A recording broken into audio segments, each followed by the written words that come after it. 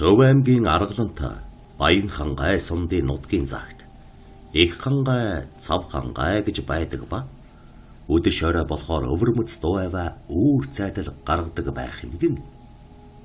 Уг хоёр хайрхнаас холгүй бас нэг өвөлжөө байдаг. Хажирхалтай найл ерөөсө буудаггүй аж. Тэр жил даваа сүрэн гэдэг одор хийж явсан айл тэр өвөлжөөнд буусан байна. Нутгийн айл биш болохоор нууцыг нь яаж мэдэх бэлээ? Даваа сүрэнгийн хүдээс хойш уг өвөлжөөнд бууж төвхнөд орой хоол цайгаа идэж уугаад амарцгаахаар орондоо оржээ. Гэрлээ унтраагаад хэвтцгээж байтал юу юугүй баахан мал туулсан хүмүүс гадаа нь хүрээд ирчихнэ. Хөөй хай чаа гэж ирээд л даваа сүрэн төөрсөн хүмүүс малтайгаа ирлээ гэж бодоод гэрлээ асааж гэрээсээ гарсан боловч юу ч байдаггүй гин. Өөрийн мал бүгд тайван ядраад хийм сонсогдоо юм болов уу гэж эхнэртэй хэлээд дахин хэвдэх гэтэл яад л мөнөөх дуу аваа малын чимээ гарч ганц даваа сүрэнч биш эхнэр хүүхдүүд нь хүртэл сонссон байгаа. Дахин гарч харахад бас л юу ч байдаггүй гин. Гэртээ орсон даваа сүрэн маргааш эртхэн хөдөлё. Бэд чөтгөр үүрлсэн газар буучгач. Та нар битгий айгаарай гэж хэлээд өглөө нь дахин нүүсэн байна. Тэгээд нутгийн хүн таарахаар насвал энэ өвөлжөөг чөтгөртөөгөөд айл буудаггүй юм. Ер нь энэ хоёр хангайн ойролцоо нэг ч айл буудаггүй юм. Оройн цагаар гэгээ тасарснаас хойш их хангайд ойртохоор ямаа майлаад л байдаг. Цав хангайд болохоор үүр цайтал хүүхэн хүн дуулна. Тэгээд л энд айл тогтдоггүй юм. Яагаад чөтгөртөө босныг мэдэхгүй. Эмэгтэй хүн дуулаад байхыг олох гэж оролдоод эцэст нь айснаасаа болоод хорвоог оргисон тог хёолдолж байдаг. Уул нь гим хийхгүй бол гайгүй юм шиг байгаа юм гэж ярьж өгчээ. Нутгийн хүнээс бүгдийг сонсож мэдсэн даваа сүрэн дахиад л гайгүйхэн газар буухаар гэрээ ачаалан хөдөлсөн байна. Харин даваа сүрэн нутаг буцхын хам гим хийхгүй бол яадаг ч үгүй юм гинлээ. Ер нь хүүхэн дуулах ямаа майлхыг нь сонсъё гэж бодоод том хүүгээ дагуулan оройн цагаан гэгээ тасрах үеэр их хангад дөхөж очижээ. Үнэхээр бүдүүн сэрх болов гэмээр ямаа майлхан сонсогдсон байна. Тэгэхээр хүүгээ дагуулад ойролцоохон байсан цав хангаа руу дөхөж очиж гайхалтай сайхан хоолойтой хүүхэн дуулж байжээ. Тийм дуу гэж хэлж мэдэхгүй байна. Аялгуу хоолой хоёр нь үнэхээр гайхамшиг байсан ч удаан сонсож болдог ч юм уу үгүй ч юм уу гэж бодоод даваа сүрэн хүүгээ дагуулan гэрийн зүг буцсан. Энэ өвөрмөц 3 чөтгөртэй газар хоорондоо 10 км-ийн зайтай байдаг аж. Нутгийн зарим хүмүүс ярихдаа сайн мэдэхгүй болохоос биш өөр олон чөтгөр бий гэлцдэг юм гэж ярьсан байна.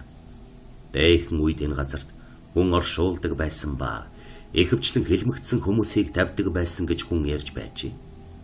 Чөтгөр судалдаг хүн Монголд байдаг бол гарын авлага бэлэн л байдаг аж.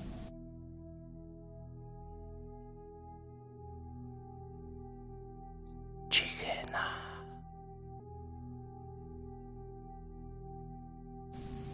Бадруулт төрийн 22 дугаар онд 1896 онд Түшээдхан аймгийн ноён Довжрыг Бээжин хотод явж байхад нь Манжийн сайд Жинжиг өргөөндөө морилон ирэх заллага явуулжээ.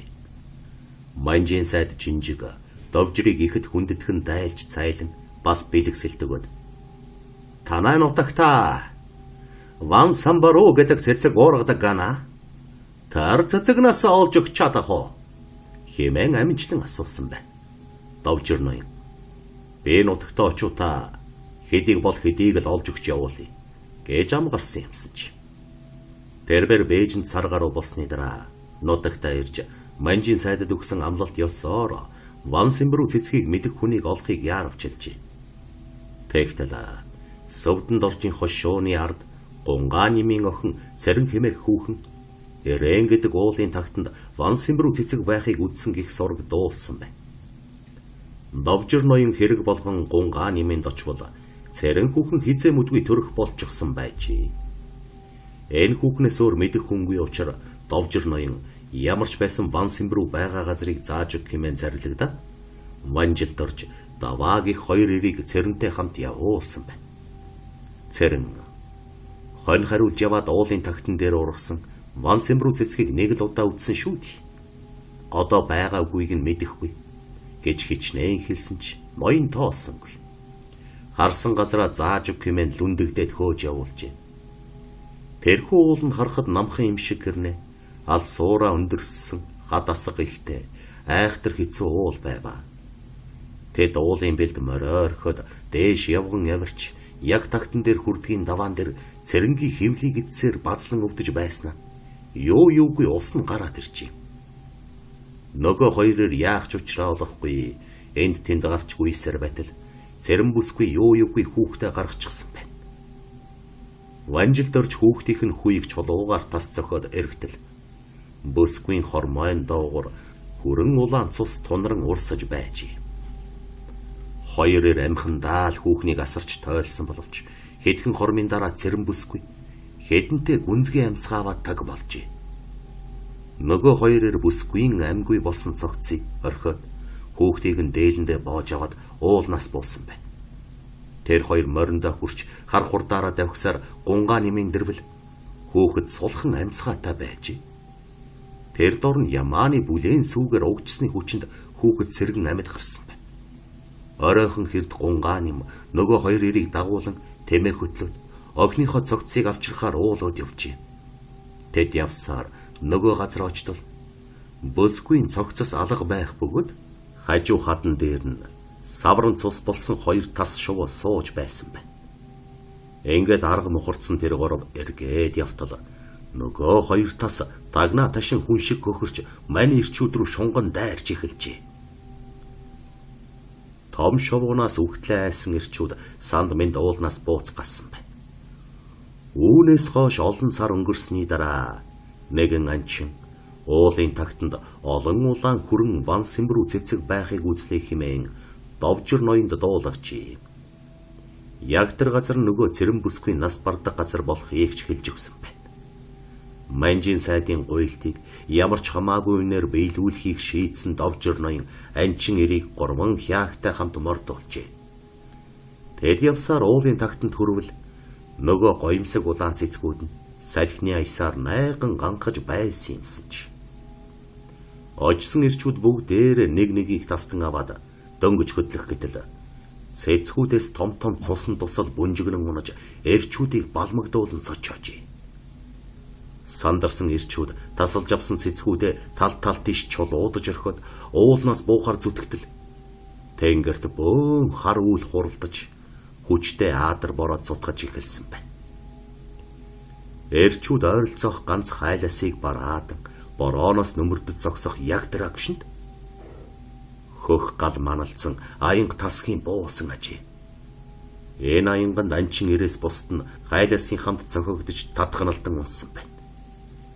Анчин ир айж сандарсаар уулнаас бууж хүн амтан дагуулan ирвэл нөгөө хоёр хүрэн тас өгсөн хүмүүсийн цогцолсны гэдэс гүзээг хаглаад зэрэмдэглчихсэн байсан гэдгийг. Үүнээс хойш тэр уулыг чөтгөр шуламтай гих болсон бөгөөд нар жаргах үст бор дээлтэй эмхтэй хүн хадаар нэг үзэгдэж Ван Сэмбрүү цэцгээ түүгээж хэмээн хашгирдаг болсон байгаамаа. Тэрхүү бор дээлтэй эмхтэй хүн ойртоод очихоор хөрөн бор тас шувуу болоод ниссээд явчихдаг болжээ. Үүнээс хойш олон жил өнгөрөхөд цэрэнгийн охин үзэсгэлэнтэй сайхан бүсгүй болж нутаг усны залуусын сэтгэлийг татах болов. Тэгтэл довжир ноёны үе залгамжилсан хүү орг химээх эр бүсгүйд ухаан жолоогүй дурлсан байна. Үзэсгэлэнт бүсгүйг өөрийг нь тоохгүй болохоор орг богтолж авахар шийдээд хянараа дагуулan хөдөлжээ. Тэднийг ирж яваа бараанаар бүсгүй ээжийнхээ осолдсон уулууд зайдан мориунаад зүгтсэн аж. Орг тэргүүтэй хүмүүс түүнийг элдэн хөөсөр уулын тагтууд ойртон очсон байна. Тэгтэл бүсгүй яг баригдахын даваан дээр энэ муу оргийн ихнэр болсноос үхсэн минь дээргээд өврөөсөө жижигхэн хайж гаргаж ирээд гэдэс рүүгээ дүрж өргөчээ. Хүмүүс дуалдан ойртож очтол хаанаас ч юм бэ? Хоёр хүрэн тас нисэн ирж бүсгүйн цогцыг дамжилж аваад явсан аж. Хүмүүс хоёр тас шувуу хаан очиж буух нь вэ гэж харсаар байтал уул даван ниссээр алга болсон байна. Удалгүй тэнгэрт бөөн хар үл хуралдаж бороо орж ирлүүд хүмүүс яаран сандран уулнаас бууцгаажээ. Үүнээс хойш тэрхүү уулын тагтны бан сэмбэр үцэцгүүд хэдхэн хоноод үзэг дээдэл хатаж оронд нь шарилж ургадаг болсон гэдгээ. Чихэна.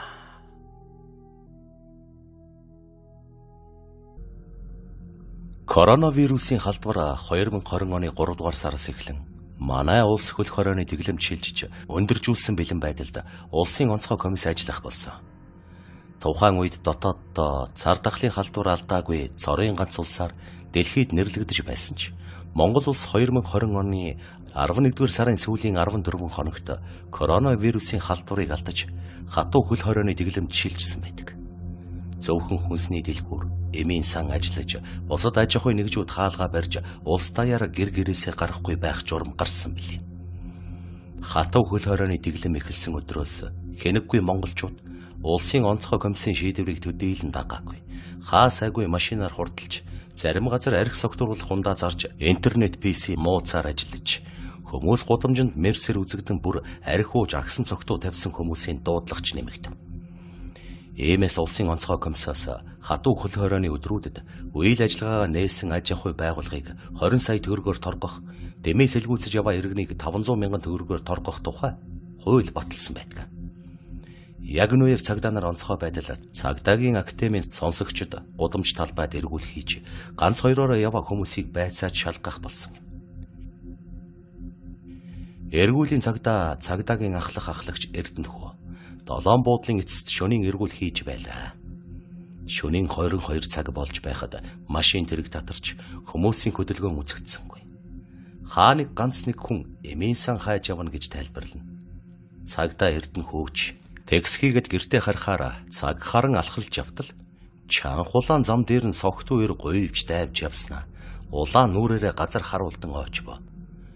Хөлдөж осгохоос өгсүүлээд гар хөлөө бэртэж мэдхээр тийм хэмжээний согтолтой байсан үл таних хэрийн өдөн хөрмнөөс татвал цаас шиг хөнгөн байсан учрыг цагдаа хожим олж мэдээд өнхөлцөх нь хагарах шахсан гэдгийг. Ойролцоогоор 170 см өндөр нуруутай 90-100 орчим килограмм жинтэй хүрэн бор царайтай монхор хамартай тэрийг Эрдэнэхүү ганц гараараа татаад босгосон байна. Амрыг ирээ. Та хаа хүрэх гэж явна? Хаанаас арх олж уусан бэ? Гэвэл согтуу өрийн нүд сүймэж байснаа ам нь хөдлөн нэг юм хэлв. Төвний юу хэлхийг сонсоогүй Эрдэнэхүү чанга гэлээч гэр чин хаан байдаг вэ? Гэхэд мөнөөхөр чөтгөрлүүгээ танил гэж чихэнд нь шивнэснэ ёрын муухай дуугаар мар хөхөрсөн байна. Эрдэнэхүү бол 20 гаруй жил цагдаа хийсэн туршлагатай нэгэн тул түүнийг барьж аваад нүдчихсэнгүй. Бие барих чадвар суусан аж. Цагдаа богино долгионы аппаратаар час хийтэл асаагаад Төвөө нэг согтуу хүн байна. 7 буудлаас ирээд аваач гэж хэлчихэд нөгөө эрэг автобусны буудлын сандал дээр суулгав. Тэрээр тэнгэр рүү ширтэж цас будрахыг үл анзааран ямар муухай хал өдөр вэ гэж хэлснээр тэр чигээр хурхраад өгчээ. Удалгүй хөдөлгөөнт эргүүлийн машин шаруулан гэрлээ анивчуулан 7 буудлын эцэст ирв. Эрдэнэхүү малгайгаа засаж өмсөөд дуудлага өгсөн цагдаагийн анхлагч Эрдэнэхүү гээд эрэхтэл архан талд нь хурхран унтаж байсан согтуу ир газрын гаваар орвоо гэлтэй алга болсон байв. Цагдаа та нар түр хүлээж бай. Согтуу толгой эндээс хаа холдоож гэчхэд тэр аваар хайгаад олсонгүй. Яг энэ үед цас орж байсан болохоор согтуу ирийн гутлын мөрч үзэгдээгүй. Ёстой л дээшээ тэнгэр рүү хөрчихгүй гэлтэй алга болжээ. Хөдөлгөөн тэргүүлийн машинч текстхийгэд явсан ба Эрдэнэхүү согтуу новшийг заавал олж эрүүлжүүлэхэд хийхгүй бол хэний хүү байх билээ. Хэмээн өөртөө шивнэж байтал гудамжны болонд сар шиг холын газраас санахгүй гээд яах вэ гэж хинэгэн эр согтуу хоолоогоо шахан бархирах сонсогдов. Эрдэнэхүү тэр зүг рүү хэд хараагаад очвол гудамжны оролд пөвисэн согтуу ир сууж байх юм гинэ. Цагдаа аль босоод ирээ чамайг эрүүлжүүлнэ гэхэд нөгөө эр чаддгийн бол намайг барил та гээд гудамжны болон тойров. Түүний араас цагдаа ухас хийсэн боловч гудамжинд хин чалга. Муу новш айгүй бол таран шар руу гүгэд орчихсон биз гэж бодоод эргээд автобусны буудлын дээр ирвэл тэнд дөрвчин согтуу ир хөр хийдэл хурхран унтаж байх нь тэр. Энэ удаа уур нь хүрсэн цагдаа түүний хөрмний захнаас татвал гарынх нь аясаар нөгөө согтуур өндийгд ирж. Тэгснэ нүдэ эргэлдүүлэн амандаа хачин юм бутаснаа Эрдэнэхүүг бух шиг мөргөн гудамж тойрон алах болох нь тэрий. Буханд мөргүүлсэн юм шиг толгой тархин дүүрсэн цагдаа өндийж ирвэл нөгөө согтуур хамаг хувцаа тайлаад хайчихсан. Цасаар бие уугааж байх нь тэр. Эрдэнэхүү сэмхэн гитэж очоод түүнийг дахин барих гэвэл согтуур байшингийн хан нэвтлэн алга болжээ. Энэ үед л эрхэм цагдаагийн толгойд би чинь согтуу хүн биш сүнстэй хөөцөлдөд байж бушуухан харих минь гээд машинаасаж гэрийн зүг хөдлөв. Гэтэл түрүүчин согтуур Эрдэнэхүүг 7 буудлаас хангай хотхон хүртэл 3 удаа улаан зам дээр нь таарч тохуурхсан гэж байгаа. Хожим Эрдэнэхүү хатуу хөл хорооны өдрүүдэд сүнстэй таарсан тухайга журмын нөхөддөө ярвал хэд хэдэн цагдаагийн албахаагч мөн л хотын гудамжинд шингэсэн тэрэн сүүгийнүүдийг үзсэн тухайга нин үгүй хүүрнсэн гэдгээ.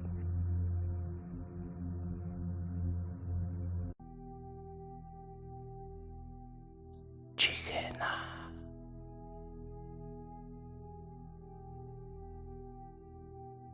Ган долгор гэрч бүсгүй өөрт тохиолдсон явдлын тухай доорх зүйлийг ярьсан юм. Тэрбээр хотын зах гэр хороололд аптекийн ажилуулсан биш гай болжээ. Хавар болохоор л орж ирсэн хүн болгоныг айснуудаар ширтдэг зуршилтай болсон байна. Энэ нь чих учиртай юмсан жий. Тэр 6 жилийн өмнө эмийн сангааны хүмүүст үйлчилж ихснээс хойш яг хаврын ихэнх сард тэр тусмаа 3 дугаар сарын 12-нд жил бүр 6 хүн нүдэн дээр нь амьсгал хураахыг айж балмагдан харж өнгөрөөсөн байна. Жил болгон өөрийнх нь ажлын өрөөнд тогтсон нэг хугацаанд бие муутай хүн орж ирээд амьсгал хураах явдал давтагдан гараад байвал ямар ч хүн айж сэжиглэх нь зүй ясны хэрэгэ. Жил дарааллаад 2 хүн нас барахад л тэр даруй ажлынхаа байрыг зарж үргэх юм уу солихон дамжиггүй. Гэвч ган долгор угийн сүсэг бишрэл муу хэрээмнаас айж цочирдаггүй хүн болохоор эхний 2 жил дараалан хаврын ихэнх сард ажил дээр нь хүн нас барахад нэг их сүид мэд болсонгүй.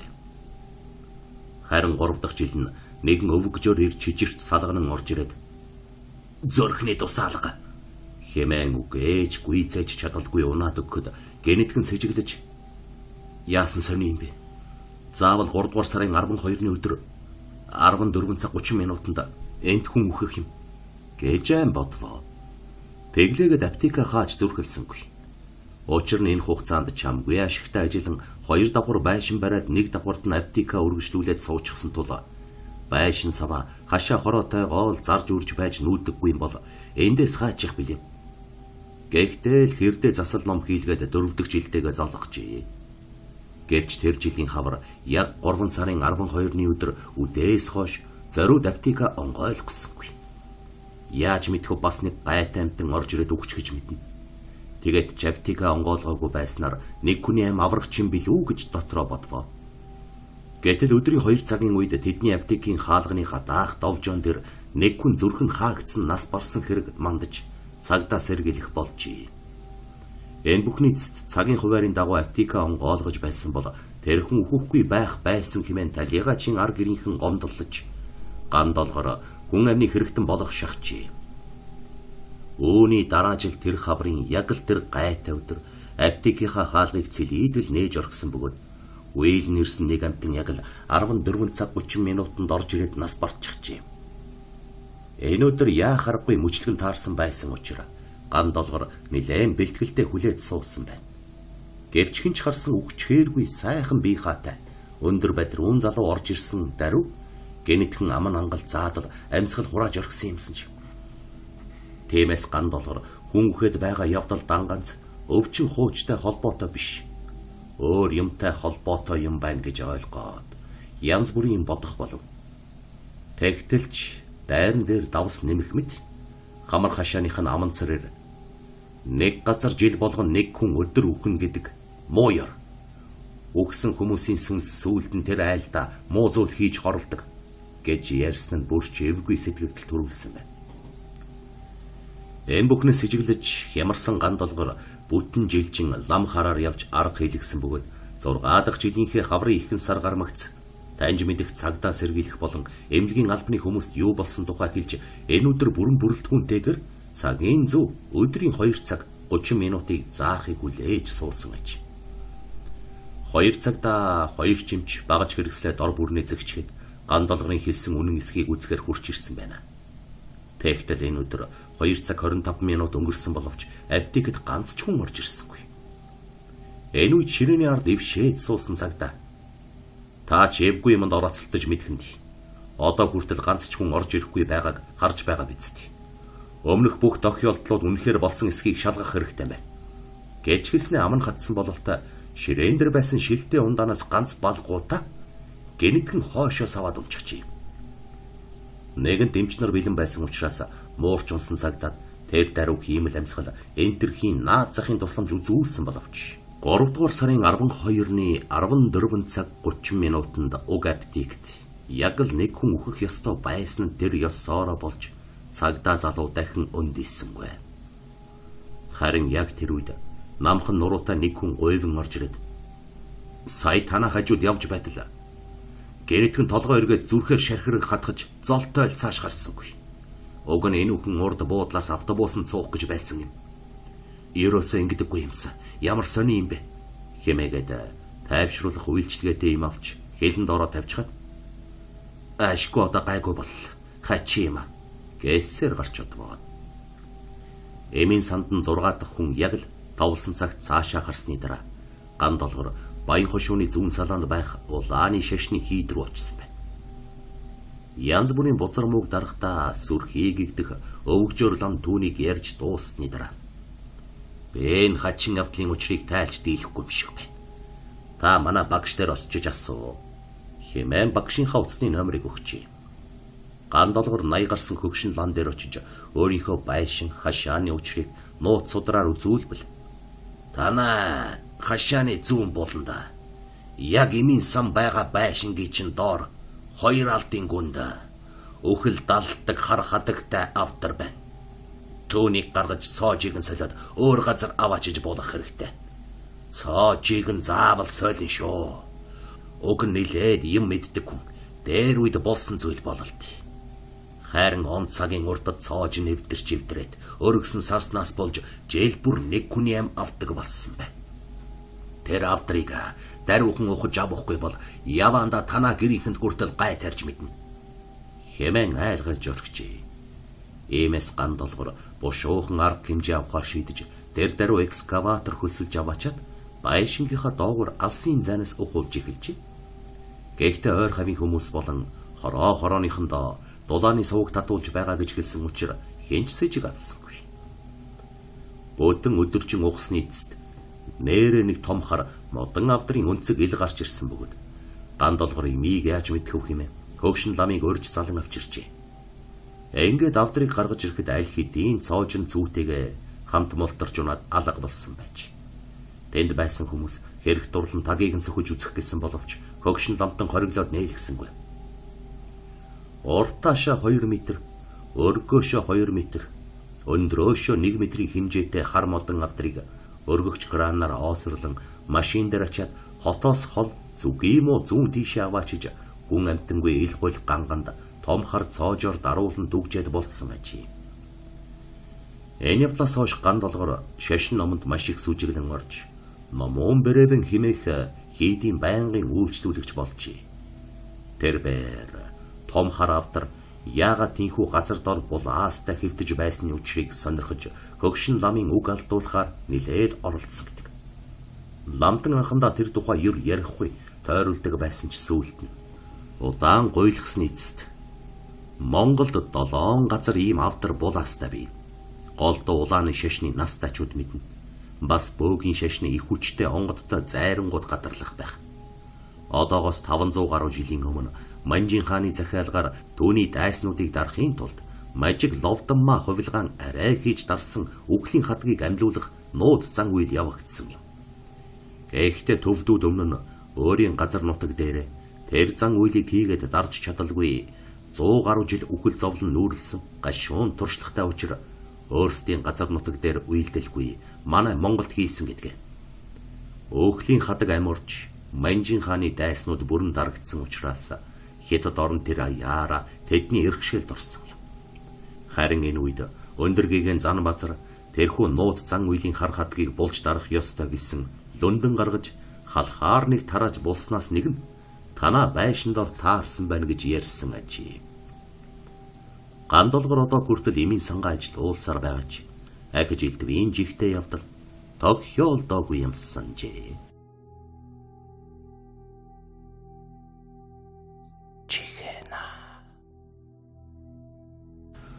Монголын уудам талын хаан ихтэй нууц салхитай таарсан хүмүүс янз бүрийн цочролд орж түүнийг сайн ухамсарлаагүй улмаас хорлогдлоо барилаа хэмээн сүм хийдэр гүйсэн ч байж болзошгүй. Шинжлэх ухааны талыг барьсан судлаачид уг нууц салхинд бурхан шашны шинж чанартай мухар сүсгийн ямар ч хамаарал байхгүй.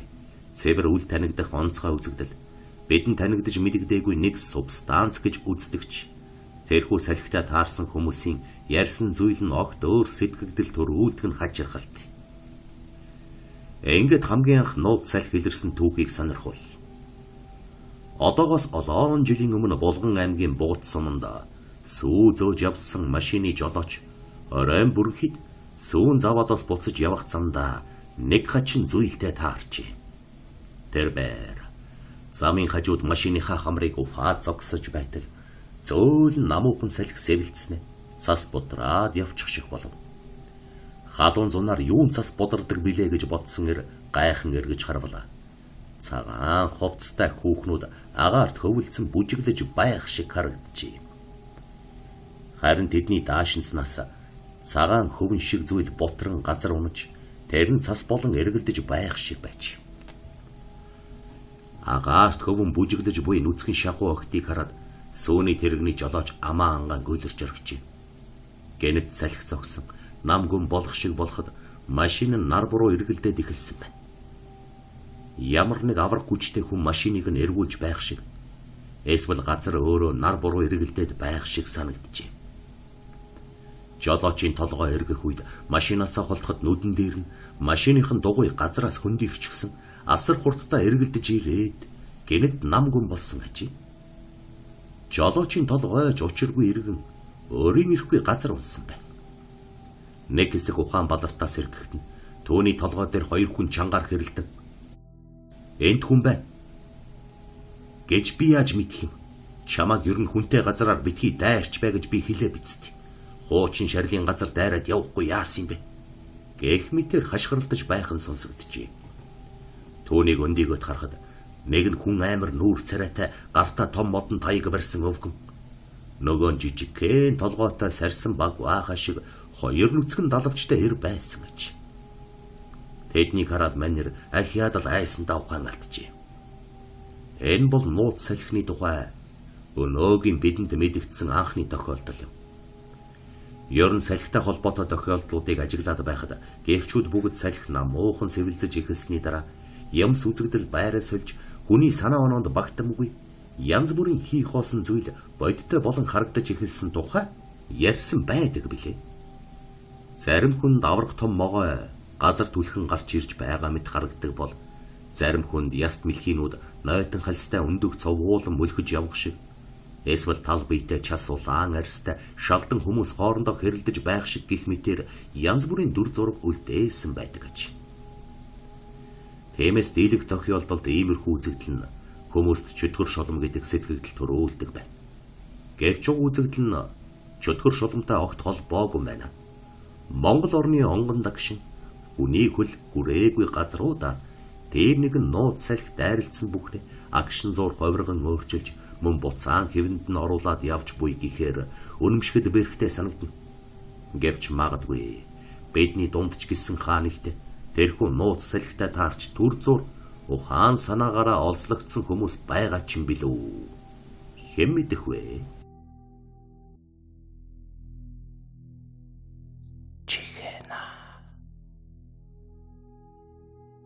Түүх солигдсон гайхалтай агшин 1942 оны эх орны дайны үед Орос Беларусын хөлийн зурваст болсон гэдэг. Энэ талаар хожим нь зөвлөлт холбоот улсын баатар корпус командлагч гурандаа Довженко дуртатгалдаа бичиж үлдээсэн боловч коммунист намын төв хорооны дуртатгал хянах редакцаас хэтэрхий үнэмшилгүй буюу үлгэр домгийн сэдвтэй болчихж хэмээн хасаж орхисон байна.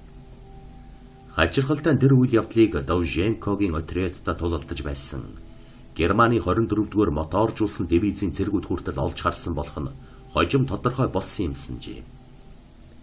Хошууч Герхард Зайдл гэгч нацистэр тухайн үед Минск дэх 4-р армийн штабт болсон үйл явдлын талаар бичиж явуулсан рапорт дайны дараа архиваас олдсон гэдэг. Түүний бичснээс үзэхэд Черномиц хэмээх тосгоны хажуудах хусан ойд болсон тулалдааны үеэр Германы танкын баригад гэнэтхэн дээр үе морьтон баатруудтай тулчихсан ажээ. Тэгэхлээр Оросын халимаг татааруудаас бүрдсэн морьт хороотой таарчлаа гэж бодсон байна. Тэрч байтугай морьтон баатрууд намхан жижиг морин дээрээс бамбаагаар халахлан ном сумаар харваж байхыг үзээд нэмцүүдийн илгэн хөшөөд унчих шахаж. Гэвч хэд хэдэн Багдаар галсын зайнаас хүчтэй харвсан номны сумд хүзүү хоолойгоор нэвт харвуулан унсны дараа танкны хошууга тэдний зүг эргүүлж их буу Полимонтын галтай хавсруулан нэгэн зэрэг галлжээ. Хамгийн хачирхалтай тэдгээр морьтон дайчид Полимонт болон их бууны суманд оногдсон хэдиж өөхөхгүй харин ч сэлмээ суглан урагш дайрч орж иржээ. Тэднийг ийхүү атаклан орж ирж байхад нь хэн ч юм бэ хэд хэдэн кадр дарж амжсан байна. Хожим нь 1958 онд уг ховор зургуудыг олж үтсэн Английн түүхч Кристофер морьт цэргүүдийн нэгний барьсан хар сүлд өмссөн хуйг дуулга унсан хүлэг зэргийг харахад 13 дугаар зууны үеийн татар Монголын цэргүүдийг санагдуулж байгаа тухай тайлбар бичиж хэвлэл үүснэ их эхэн шууган тарьжээ.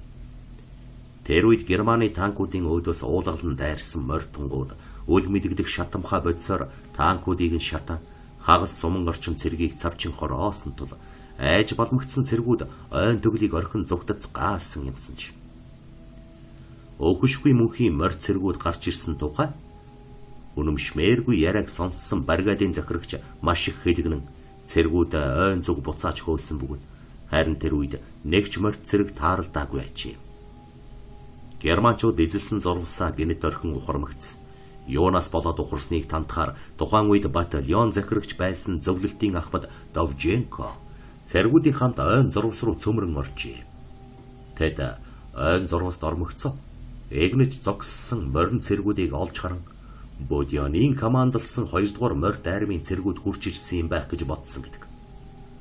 Харин морьт цэргүүдийн ар нуруунд байлдааны винтов автомат харагдахгүй. Харин ном саадаг агсаж жад сэлэм ёрдойлгсон байдал нь гайхал төрүүлсэн байна.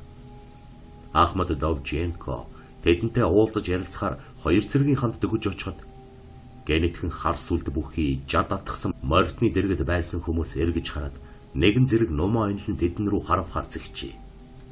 Энэ үед гэнэтхэн морьтонгуудын ард бөмбөг тесрэх мэт нүргэлсэн чимээ гараад утаан халхавч тавьсан юм шиг цагаан манан суунаглаад явчихсан байна. Утаа замхарсны дараа дөнгөж саяхан л хэдэн мянгаараа ярайтал зогсож байсан өнөө морьтонгуудаас нэг ч хүн ойд үлдээгүй байжээ. Газар доогуур орчихсан юм шиг бүгд алга болж харин ойн дундах жалганд сэлмийн эрэнд тас завчулж үгсэн 100 гаруй герман цэргийн хүүр дутуу шатсан 3 танк үлдсэн байжээ. Элб зэрэглээ мэт алга болсон тэдгээр хий үзэгдлийн цэргүүд хаанаас гарч ирээд хаашаа алга болсныг хинч ойлгосонгүй. Довженко хошууч Карповт энэ тухай илтгэсэн боловч тэр дайны үеийн окопны өвчин тусч хийм харлаа гэхээс өөр зүйл хийлээгүй байж. Гэвч ойн дунд завчулж өгсөн нэмцүүдийг хэн устгасан байх вэ гэдэг асуулт гарч ирсэн байна. Дайны цаг үе байсан болохоор үүнд хариулт хайгаад сууж байх завж гарсангүй. Тэгээд ч үхшгүй морин цэргүүдэд булаалгасан ойн чөлөөг буцааж авахар германчууд давуу хүчээр уулгалан довтолсон тул тэр тухай бодож байх завж гараагүй ажээ.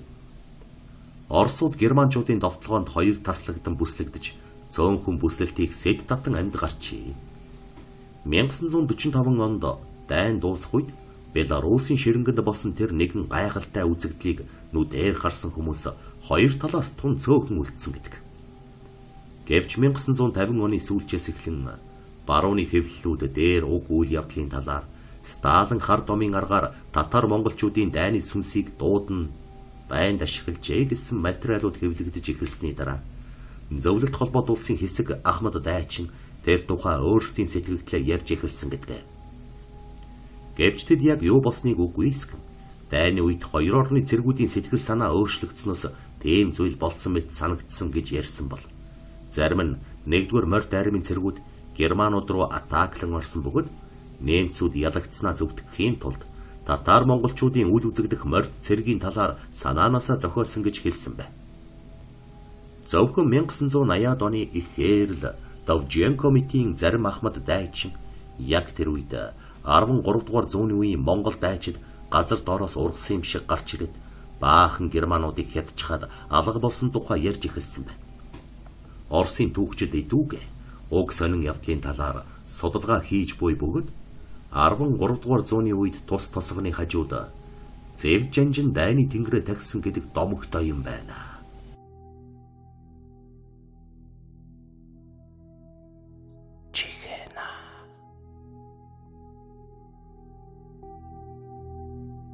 Хараал. Хар домын хамгийн аимшигтай хүнд хэлбэр болох хараал нь голдуу үеэс үед эцэг эхээс өр хүүхдүүдэд нь дамжин хүрдэг гэлцэн. Зарим хараал нь гэр бүлийг төрөлсадан үр удмаар нь хүйс тэмтэрч үнцээр нь таслах хар хүчийг агуулдаг байна. Илүү тодорхой болгох үүднээс нэгэн баримт дурдсан ч болно. Өнгөрсөн зууны 90-ад оны ихээр манайд ардчлал хүний эрх хүчтэй яригдж басгүй албан тушаалын төлөөх цусгүй дайн дэгдсэн он жилүүд байсныг манай сонсогчид тов тодорхой санаж буй биз.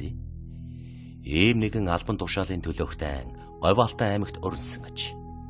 Монголын ардчилсан холбооны салбар тус аймагт байгуулагдж социализмын үед даргын зөөлөн синтед он удаан жил хувалц мэт шигдсэн хуучин сэтгэлгээний дарга нарыг залуучууд огцрохыг шаардаж ширүүхэн тэмцэл өрнүүлсэн байна. Аймгийн эрчим хүчний салбарын ерөнхий инженерээр олон жил ажиллаж эдэж уухдаа уургын морь мэд болсон нэгэн казак нөхрийг тус байгууллагын залуучууд суудлаа тавин холдохыг шаардсан ч хөдлөхгүй гэж гидээжээ. Ингээд удаа дараагийн ажилчдын шаардлагын дагуу ажиллаа өгөөд явахдаа тус залуучуудыг удирдах байсан ганааг их л эвгүйгээр хэлж гэрэл гэгээтэй сайхан амьдралыг чинь харна. Би эс юма гэхэд өр хүүхэд минь харах байлгүй хэмээн шүд 100 занаад тэр нутгаас явжээ. Ганаач нэг ихэн бодоггүй байна. Тэгтэл тэрбээр 2 жилийн дараа нийслэлд шилжин ирж ТЭЦ 4 станцад ажиллах болжээ. Толгойтод айлын шавар байшин хөлслөн эхнэр 2 охиныхоо хамт амьдарчээ.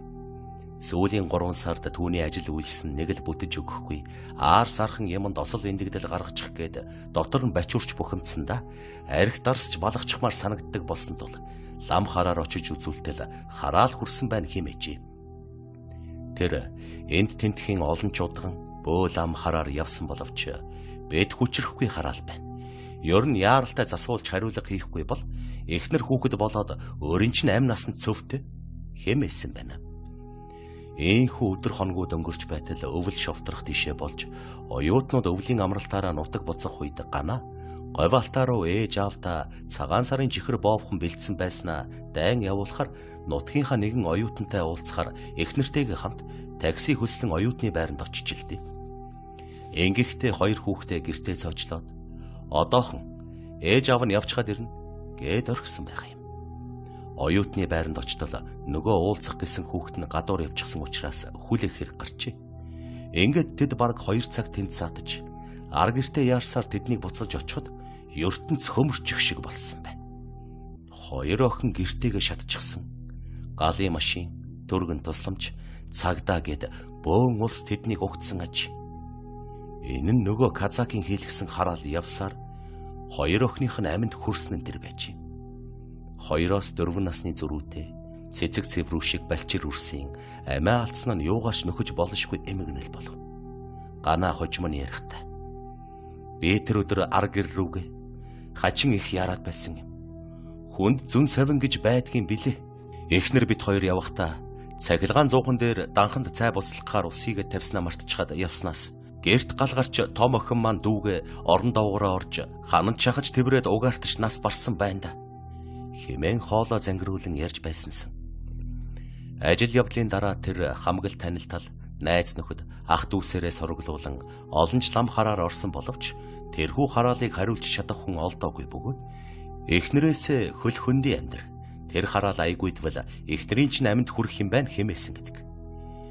Ингээд эхнэрээ нутаг буцааж өөрөө хотод үлдэж ажиллаа хийж явахдаа санаандгүй сохор золоор сайн хүнтэй учирч гайд хараалын хариулга хийлгсэн гэдэг.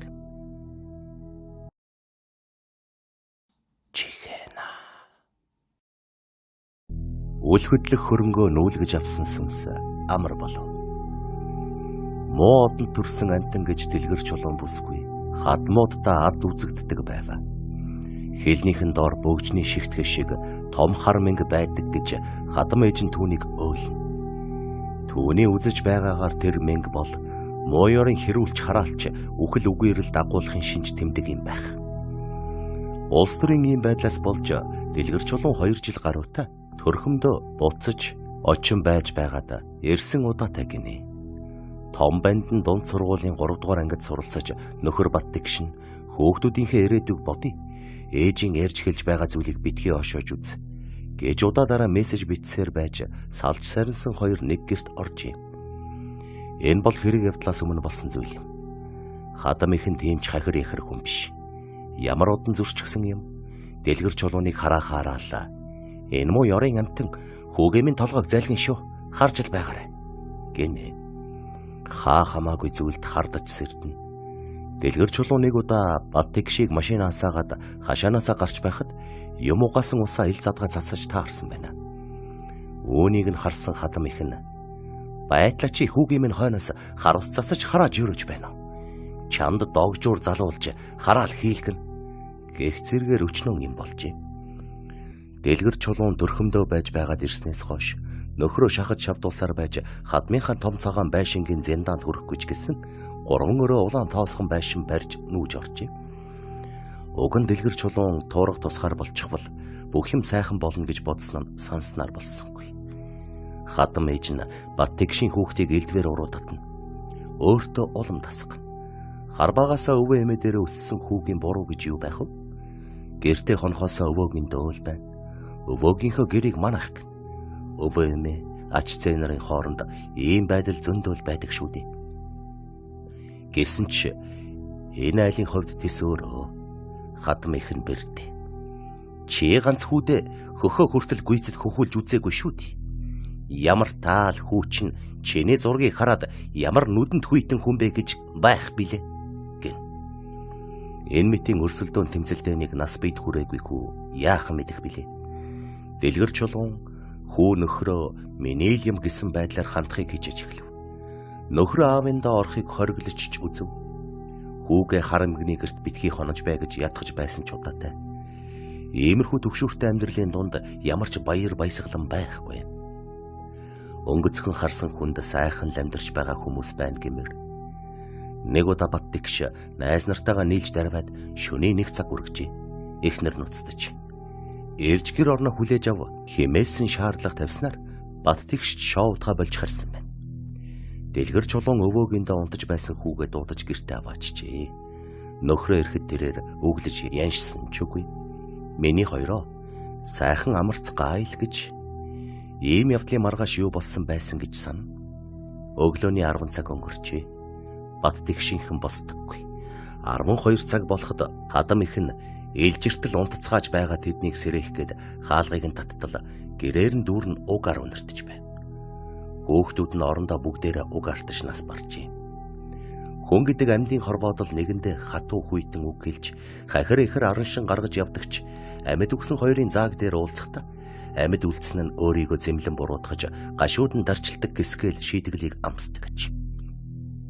Нэгэн гэр бүлийн 3 хүн нэг нөхөнд нэг хөшөөний дор оршуулгадж 3 өрөө улаан тоосгон байшин гонигт дурсамжийг сануулan үлдэв. Хадам их сэтгэл санааны хямралаас болж хийм хардаг болжээ. Зүгээр сууж байгаад л талигаж бэрийнхээ нэрийг хэлж элдв үг дагвал. Нэг удаа цай ууж байгаад аяхтай цай руугаа үн сатгаад хийчихэж. Тэгээд л учир зүггүй баярлаж дайснаа дарж дархан цолоо мандуулсан айтай байв. Түүнийг сүүл тухайн санаан тогтворчхад асуусан да. Талигач хүү бэр аж 3 маань цайн дотор харагдсан. Хариуг миний ам руу орж би тэднийг зажлан идэх шахал. Ёо гэж байв. Бас түүнийг бие засах гээд талигачдын байшингийн хажуугаар зурж явтал хаалга үүдийг нь дангинтал түгжиж хүн амтан орхоо болсон тэр байшин дотор хүмүүс дуурч нэг нэгэндээ тунирхсан яриа сонсджээ. Сайтарч их тайван чагнахад хүүхдүүд нь гэртээ ирчихсэн эхнэр нөхөр хоёр хадамхийн өөрийнх нь ааш араншингаас залхаж байгаа талаар үг сөргөж байв. Бэр нь одоохон эндээс нь үе гэхэд нөхөр нь буюу Баттигш хүн амтан юу гэх юм бэлээ гэж цааргалж байгаа нь эмгэнд ойлгогдож байна. Энэ бүхнийг үнэн бодит байдал гэж ойлгосон хадам их хөөхтүүдтэйгээ уулзахаар сандчин ухас хийвэ. Түүнийг талигачдын гэрийн үүдэн толгойгоороо юм мөргөд унчихсан хэвдэж байсан гэдэг. Тэр хавийнхан голомтоороо сүйрсэн зоолгүй гэр бүлийнхний амьдарч байсан байшин шүндэл болоход гэрэл гээгээтэй болж хүмүүс ярилцдаг, маргадаг болохыг бүгдээрээ шахан мэдэх болжээ. Үүрээр байшин үүрч яваа юм шиг хөдөлдөг. Хашааны хаалган дээр очиод байшин буцаж байрандаа очдог ч гэх яриа чихдэлсдэг гэж. Энэ бүхнийг яаж засах вэ гэж талигачдын ард үлдгэсэд ихэд шаналжээ. Тэгээд хаанхай хозорсон байшинг нурааж тодорхой хэсгийг талигачдын шарил дээр аваачин бунхан барьснаар тэдний сүнс эргэх болсон гэдэг.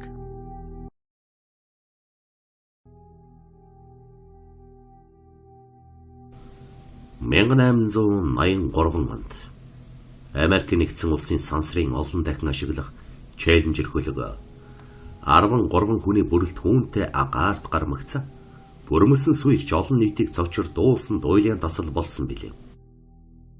Тэр үед чөтгөр 13-ын тоонд дуртай гэсэн үг олны амнаас салхаа болсон юм.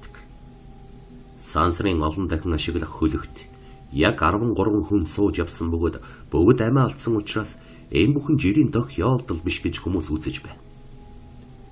Сансрын хөлөг сүйрэх үед дэлхий дахин хүйтэн дайны чиг баримжаатай хоёр системд хуваагдан байсан үе болохоор зөвлөлтийн тал уг онгоцны сүйрлийг ихэд зүр болгон авч үзэж оддын дайны нууц технологи тээвэрлэж явснаас сүйрсэн учраас Америкийн зэрэг дайны стратеги бүрэн мухардалд орлоо хэмээн зарлаж байна.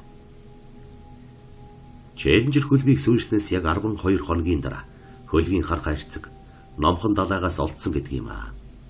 Гэхдээ уг бичлэгийн ихийг Пентагоны тусгай албанд үзснийхээ дараа шууд нууцлж оронд нь Ослын төсөөр бичлэгийг зохиомжлон гаргаж ирсэн гэдэг.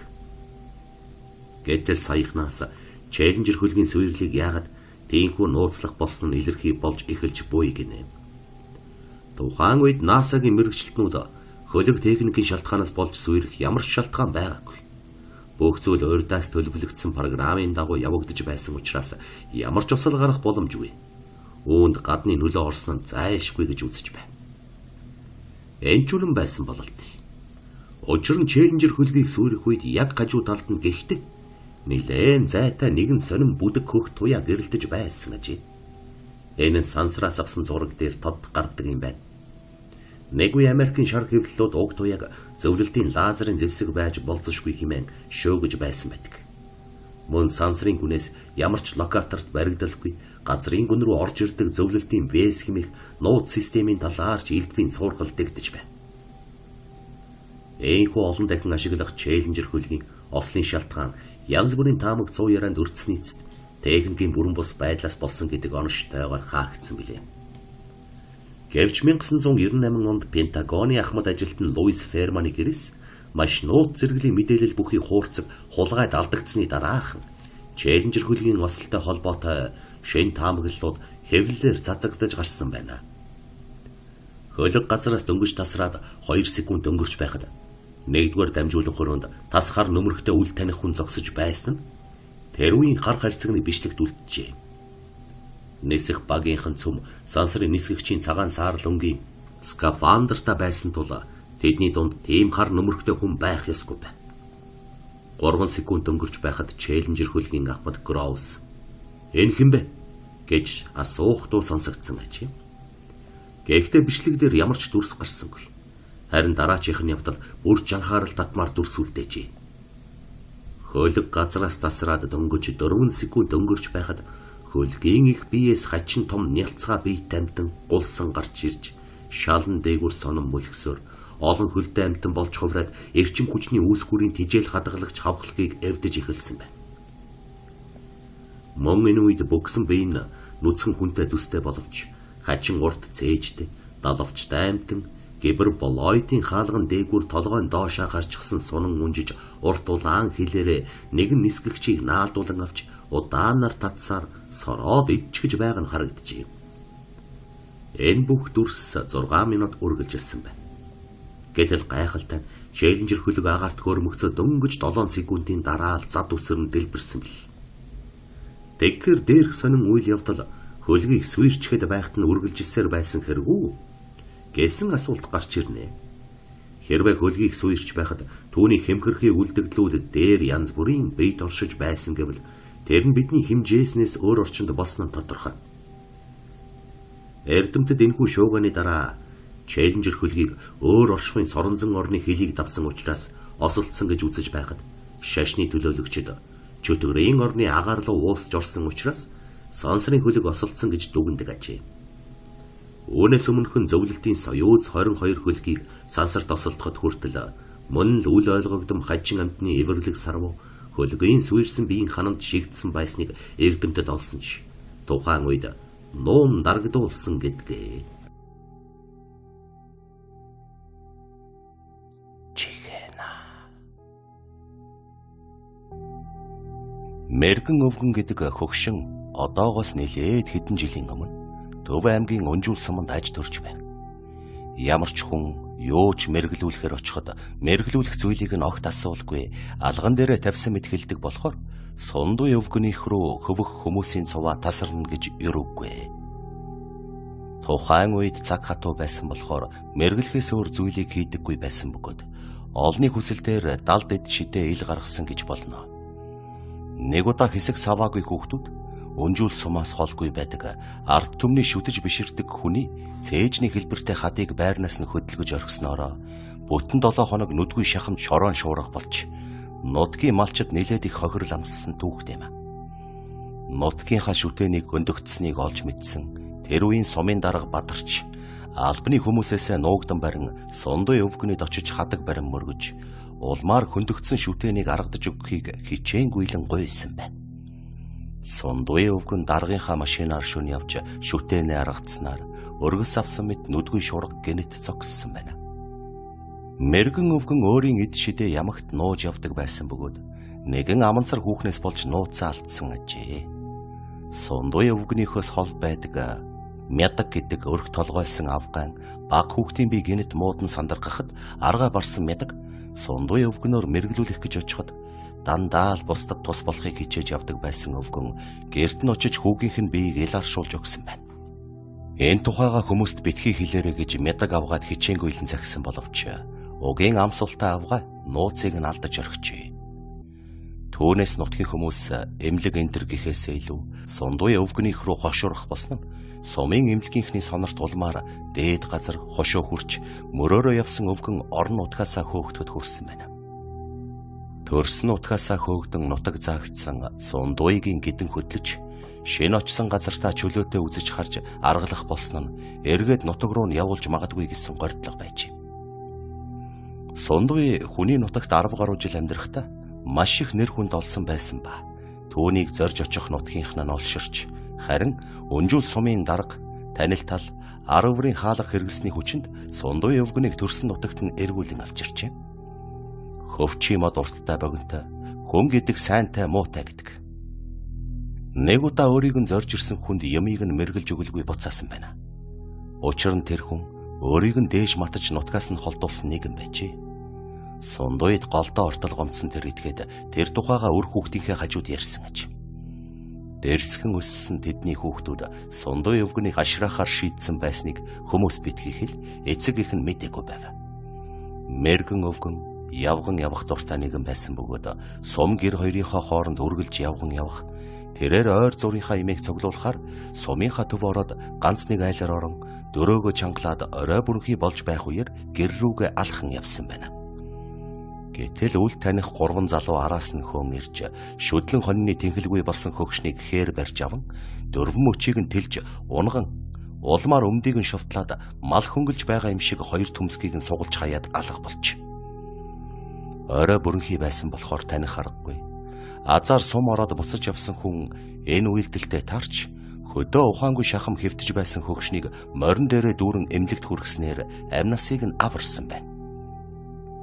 2 сар хэртэ эмнэлэгт хэвтсэн сундуй эмнэлгээс гарч хэнгэгч этгээдүүд өөрийг нь хорлсныг мэрэг төлгөөрөө мэдж номын хүчээр өөрийг нь хөнгөлсөн 3 залууг нэгийг нь сохор нөгөөг нь өрөөл татанхай үлдснийг нь суумгай болгосон байна. Хожим үннийг мэдсэн 3 залуугийн эцэг их хадаг барин сөхөрч гуйсан ч өвгөн. Миний эрхтнийг бүтэн болго. Тэгээгүй цагт би хийсэн юмаа буцааж чадахгүй. Гээд ер халгаалгүй байсаар хорвоог орхисон байна. Чихэна. Сүнс авдаг хүн гэж байлаагүй талаар ярилцдаг байлаа.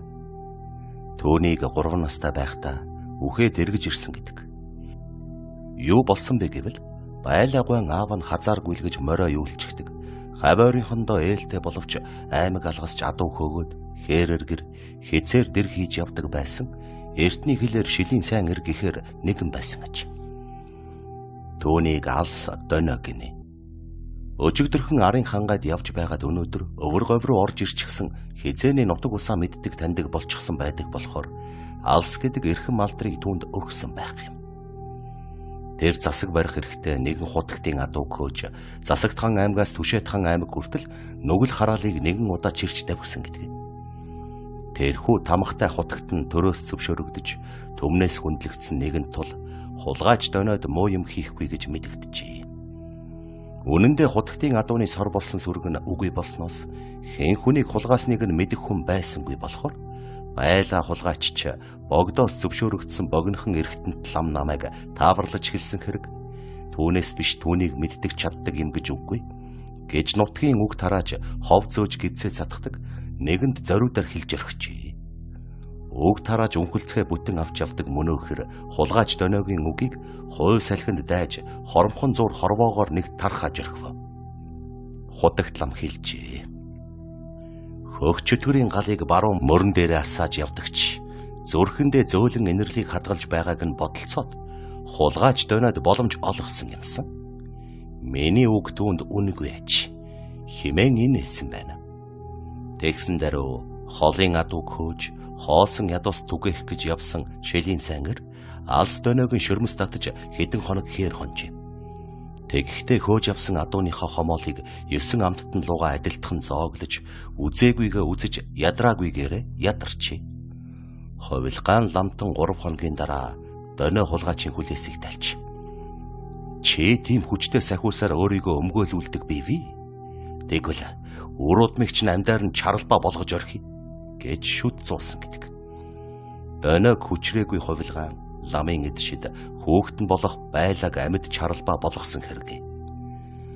Байлагийн нүүр царай үс нь үзлийн муухай алмас шиг болж хээр газар ганц нэгээрээ явж байгаад таарлцсан хүний сүнсийг авч өнхөлцгийг нь хагалах шахдаг болжээ. Байлаатай таарч сүнсээр зайлтал айсан хүн тухайн нутагт маш олон болов. Байлаатай таарснаас болж хямран доройтсон ажил үйлсэнд бүтэлгүйдсэн хүн удалгүй нас бардаг байва. Үнэн дээр байлаа өөрийнхөө энэ хорлолтой байдлыг үл анзаарна. Түүнийг ийм болсонд өөрийнх нь бурууч гэж юу байх вэ? Хүнийг хүний осоор амьдрах боломжгүй болгосон хулгайч доно ховилгаан лам хоёрын бузар булаа хэргийг цайруулах хов балтан зайранд оногджээ. Сүнс авдаг байлааг тойруулан их гал түлж байгаад зайрантан бөөлж гарч. Тэгэд байлагийн нэрийг сольж насан дэлгэр гэж нэрлэх болсноор түүний хорлол бусдад үйлчлэхэ болжээ. Төгөрч барахгүй зүс царай нь өөрчлөгдөж аимшигын дүр төрхөөгийн хүний дүрсийг эргэн олж авсан гэдэг. Бас ихнэр авч 4 хүүхэд төрүүлэн хүний дайтай амьдарч байгаад ертөнцийн жамаар насан өөд болсон гинлээ.